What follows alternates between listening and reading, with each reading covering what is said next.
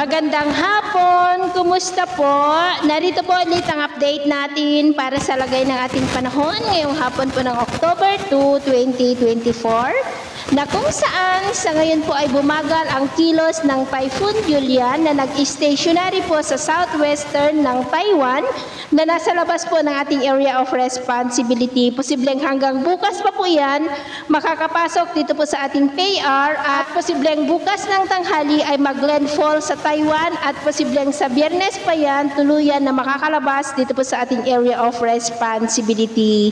Sa ngayon ay taglay po niya ang lakas ng hangin na maabot po sa 165 kilometers per hour habang nasa layo po ng 280 kilometer northwest ng Itbayat, Batanes at kumikilos po pa northeastward pataas palayo po dito sa ating bansa. Halos hindi po yan umaalis sa lokasyon nito at nakataas pa rin ngayon ang Tropical Cyclone Wind Signal number 1 sa ilang bahagi po ng Batanes, Babuyan Islands, the northern and western portions ng Ilocos Norte, sa may Pasukin, Sarat, Bangi, Vintar, Burgos, Pagudpod, Bacarra, Adams, San Nicolas, Dumalneg, Lawag City, maging po sa northwestern portion ng mainland Cagayan, dyan po sa may Santa Praxedes, Sanchez Mira at Claveria. At sa nalalabing bahagi po ng ating bansa ay generally fair weather naman pero may tsansa pa rin ng maulap na kalangitan with isolated rain sa ilang bahagi ng Central Luzon, Batangas, Laguna, Quezon, Camarines Provinces,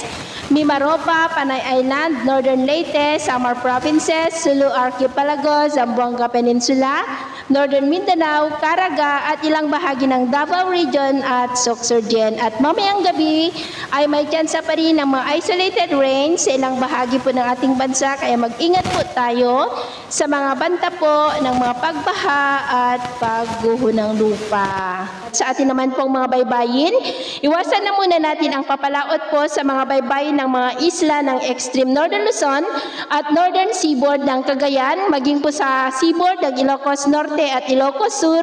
dahil ang mga alon po dyan ay posibleng aabot pa rin po hanggang sa 3 to 6 meters height kaya hanggat maaari ay iwasan na po muna natin ang papalaot dyan po sa mga may kulay pula para po mas makaiwas sa mga sakunang pangkaragatan. So yun po ang latest update natin sa araw na ito